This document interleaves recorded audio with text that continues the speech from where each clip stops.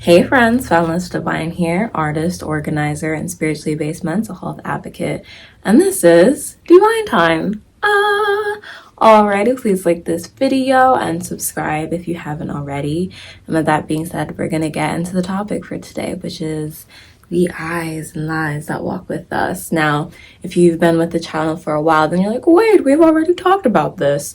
Yeah, this is a re-upload. I actually did take the original version down because in it I endorse someone whose values and mine no longer align, send them with love. But this is actually one of my favorite episodes that I've made so far. And it was actually my first full-length Divine Time episode.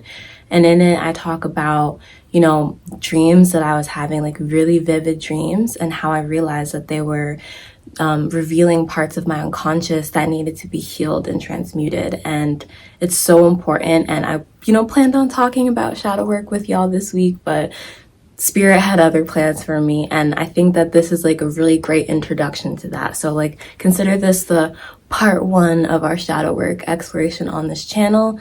Please note that, like I said, it's my first video and your girl was still recording vertically because this is like completely a DIY channel.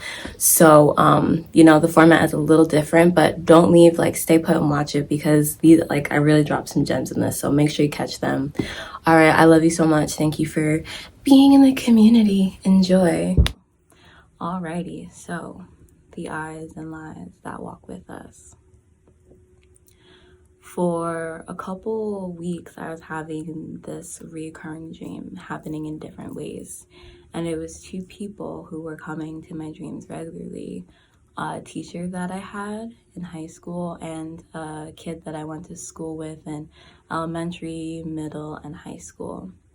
And so I'm really into dream analyzing, and if you haven't done that already, I suggest you get into it.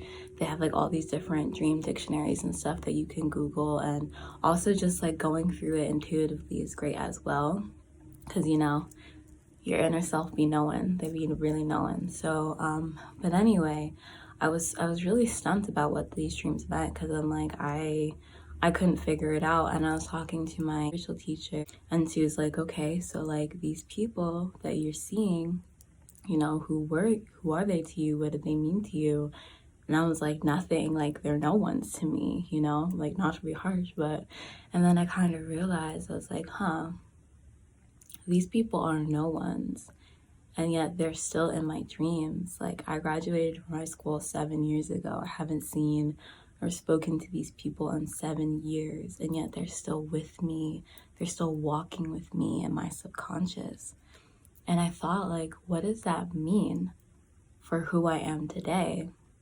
And so reflecting on the girl that I was in elementary school and high school, I was really shy. I'm still recovering from shyness, but I was quiet, and I really wanted to fit in and be loved and accepted. When I was little, I was called weird all the time, to the point where like even in college and post-college, I would just like tell people like, oh, I'm weird, but like not, thinking it's cute. Like I would kind of just, what's the word? Like I would just shut myself down and just talk myself down so others couldn't do it before me. Like I've always been the type to be silly and have silliness inside of me, but I started to believe that was a problem, especially, I grew up in an area that was predominantly white, and, there are lots of wealthy people around me and really conservative. So for most of my life, I thought that fitting in, being loved, and being accepted and respected meant being small. And even now that I'm starting to accept myself more, owning my Black girl magic, my, silly hair, and my spiritual growth, I'm realizing that like a lot of those thought patterns haven't just gone away. How can they? Liberation of the mind, of the spirit, of your imagination. It's a conscious act. It takes like a lot of work and a lot of love and a lot of patience and kindness and compassion for yourself. And so the woman that I am today, realizing that those eyes and lies that I walk with me show up in the fact that even when I just wanted to start this YouTube channel, I was like, nah, like probably not. Who would even want to hear what I have to say?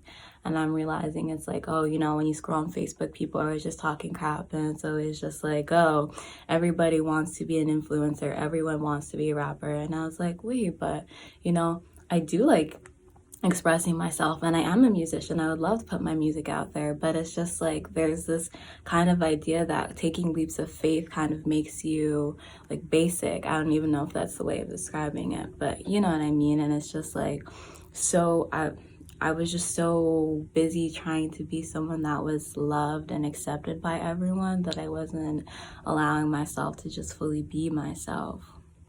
And so, you know, the eyes and lies that we take with us looks like me taking 24 years to decide and say, I'm a writer, and to really just be like, put myself out there and introduce myself as a writer, because you get told like artistics, oh, you're going to be a starving artist. It's not something that you could be successful on.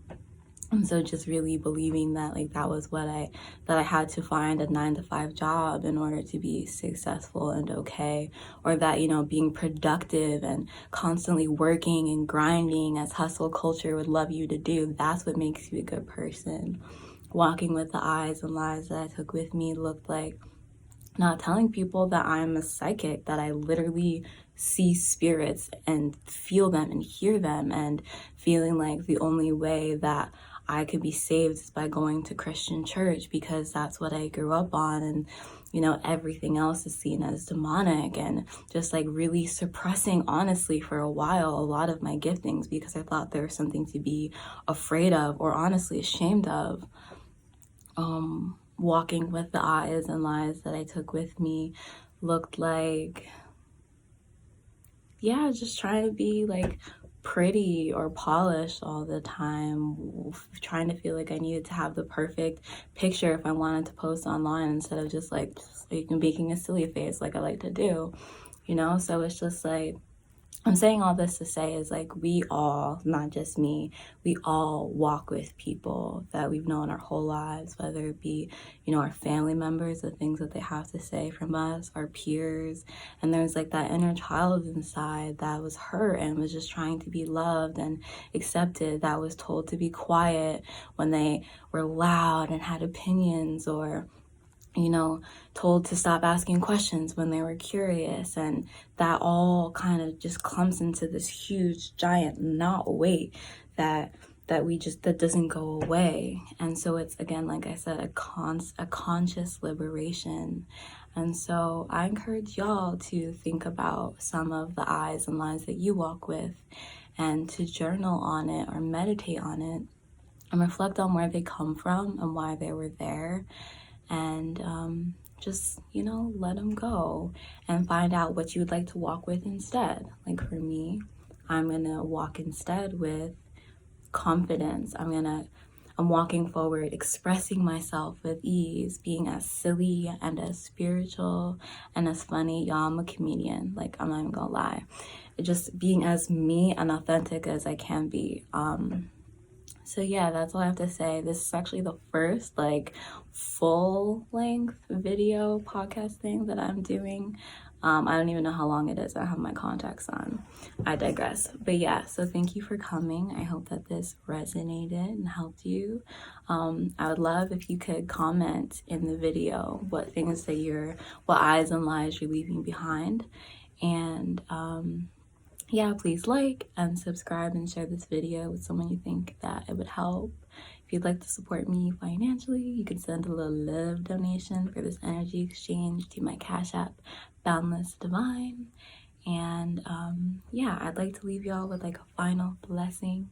In Christianity, they call it the benediction, but I just love the idea of just, you know, sending people with the good vibes on the way. So remember that you are good, you are worthy, you are lovable. Never forget who you are, because the world needs your light. Be kind with yourself, because practice makes progress, and all things come in divine time. And as you leave this space, may you go in love, in peace, in pleasure, purpose and prosperity. In the name of love, Ashe. Bye, friends. Until next time. Thank you.